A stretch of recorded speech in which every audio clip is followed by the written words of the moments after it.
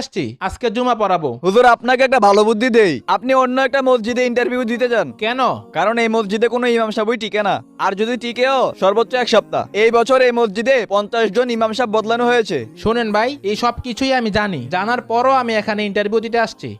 সম্মানিত মুসল্লি ভাইয়েরাম, আমরা প্রত্যেকটি কাজ আল্লাহ তাআলাকে খুশি করার জন্য করব। কোনো মানুষকে খুশি করার জন্য, কোনো মানুষকে দেখানোর জন্য আমরা কোনো কাজ করব না, ঠিক কিনা?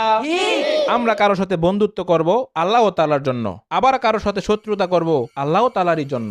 এই ইমাম সাহেব, আপনি কোন ক্লাস পর্যন্ত পড়ছেন? আপনি আলোচনার মাঝখানে প্রশ্ন করছেন কেন?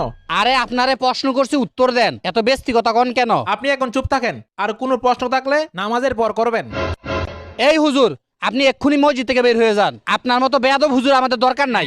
সভাপতি সাহেব, আমি এই মসজিদ থেকে চলে যাব, তবে যাওয়ার আগে এই সকল মুসল্লিদের সামনে আমার একটা শর্ত আছে।